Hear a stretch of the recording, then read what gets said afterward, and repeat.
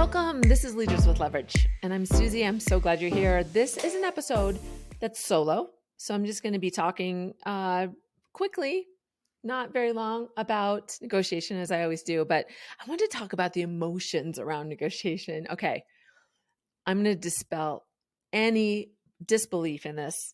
There is no crying in negotiation.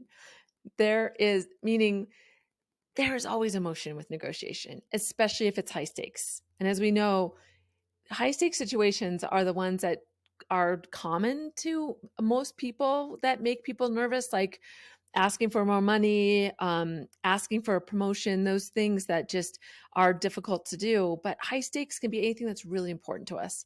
And it could be seeing a movie or moving through something that is just tension filled. It triggers emotions because it can be difficult to move into. So it can happen all the time. So being aware of those. And so I want to talk about what are the emotions that are commonly tied to negotiation. And people want to believe that you have a negotiation persona. And there's 5 that were outlined early on in negotiation. And the 5 are self-assured, fearful, uneasy, cautious, and squeamish. And they are associated to kind of what your normal course of action might be when you're facing a high stakes negotiation. So let's talk about each one.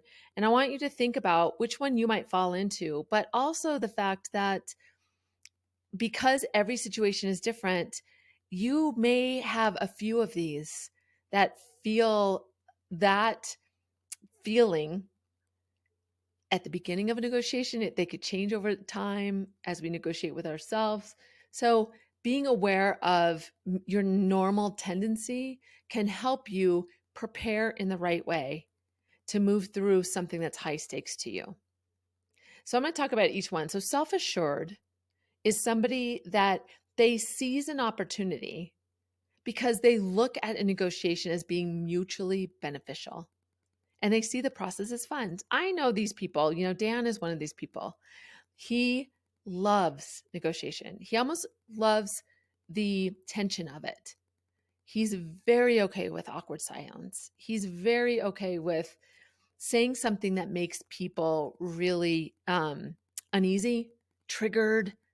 He could just stir up emotions and just not even think anything of it. And I'm not the same way. I didn't even like to be in the same room as Dan when he would do those strategies, techniques, negative techniques. But he would see it as fun and he didn't really worry about the risks. So self-assured is somebody that feels really good about it and feels like they have high leverage. Now, if you are self-assured, you should do all you can to feel self-assured in a situation. And when you don't, some things that you can do are consider your options, your BATNA. What's important to the other person? What's their BATNA? What are their alternatives? What are the aspects of leverage? What are the interests of the other party? What are yours? So when you think about those things, that makes you more self-assured because it gives you options. It gives you a plan. It helps you think it through. So there are ways that you can make yourself self-assured.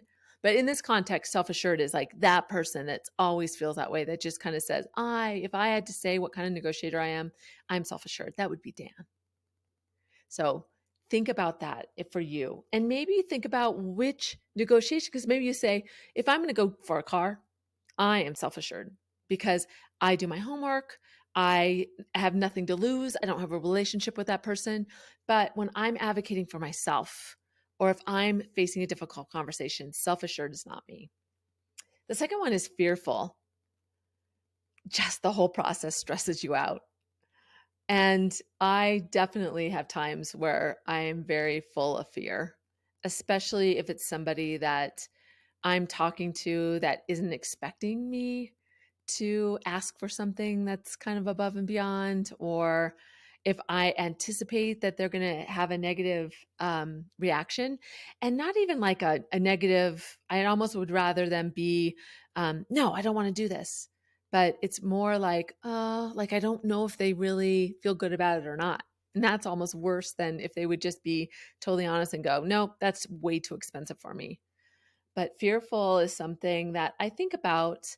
And fearful is, if you were going to stamp yourself, whether this happens all the time, fearful is probably the person that doesn't advocate for themselves regularly because they opt out. Fear can be the reason why somebody doesn't even ask for something. I spoke to a woman who had heard me speak. She'd read my book, and she said, I have to share with you a story. I'm 62 and I had never countered in a job offering. And I did, because I know you said you should at least counter. And she goes, and they didn't even flinch. And when she told me, I could almost see her past like flash before her eyes, because she was like, there were so many opportunities I didn't ask. And so I think sometimes fear holds us back from even getting to a no. So is fearful something that you need to be aware of? Uneasy, you might start, but once you go in, you don't want to proceed. They do say that a lot of times we'll get to the table and we won't stay in it as long as some people. Some people will stay and go rounds and rounds, but sometimes when we get there, we're so proud of being there that we're ready to get out as soon as we can. So uneasy, if you identify as being uneasy about negotiation, that might mean you have to have a conversation with yourself to stay in it, because uneasy people might move forward, but they're really quick to retreat. So it's really important to think about, what are the things I want, be really clear about my floor, make sure that I'm really understanding the 3 things I want to make sure I get out, and don't allow yourself to leave until you have those 3. And the more clarity that you can drive for yourself, the more you can push away that uneasy feeling, or allow that uneasy feeling to hijack your efforts to get what you want at the end.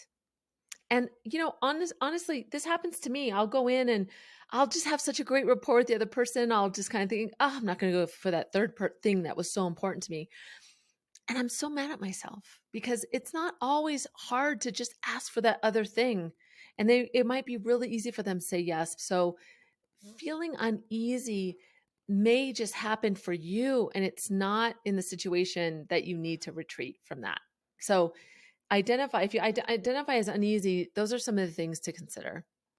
Cautious is you want to engage, but you retreat at any negative pushback, anything, a slight eye, I'm busy right now, like any kind of indication that the person doesn't have space or time for you. So being cautious is another one just to plan for. I know I'm a cautious person. I know that when there's any negative indication or signal, that's going to make me not want to move forward. And so have a plan for yourself. Okay. And sometimes I say to myself, okay, there's that apprehension that I hate, or that's that negativity. That person uses anger, and I just need to push through it, even though it makes me feel really insecure and it makes me want to just run away. But okay, there it is. I see that. I know I'm feeling like I want to walk away, but I'm not going to allow myself to do that. So cautious is another one. And then squeamish. It's funny that self-assured is the only one that's perceived as being kind of positive, or like just, gregarious about moving forward. And then squeamish is, you think it through many times, but you find excuses to move forward. Ugh. There's a woman I was working with, and she was really strong that at the beginning of the year, she needed to go ask for more money, because she found out that she is really underpaid for what she does, and that her boss has had more money, but because she doesn't ask, she knew that she wasn't given the increases that she should have gotten. And it was really because she wasn't advocating for herself. And she kept telling herself these reasons why. And before she knew it, half of the year went by. And when you do the math and you think about those months that go by because you're not moving forward, you're losing money. And so if that's the calculation you need to do to say to yourself, if I don't do it now, I'm going to miss out on this. And then what can you do to get coached through it, or have somebody on the outside to help you really think about the words you use, think about the steps you take, and then making you accountable to move forward so that you don't back out or find excuses. And I'll tell you, those excuses can seem really, really reasonable in the moment, especially when you're looking for one. I can certainly give myself excuses all the time to say, you know what, I'll do that later. Um, this is probably not a good time. She sounds really stressed out. I don't want to talk to her about it. So be aware of that and give yourself, and maybe if you are squeamish, maybe it is something that you really want to put some dates on, some actions, some things you write down, have an accountability a partner, something that you can do to help yourself move forward. So again, these are the typical personas of negotiators: self-assured, fearful, uneasy, cautious, and squeamish. And I really see all of these things can, at different points in our negotiation journey, as we get more confident, we start asking more, we can change and jockey between these personas. But it's powerful to think about these things and when they might be getting in our way, so that we can identify them and have a plan on how we don't allow them to hijack our efforts. So think about those. What comes up for you? What do you need to adjust?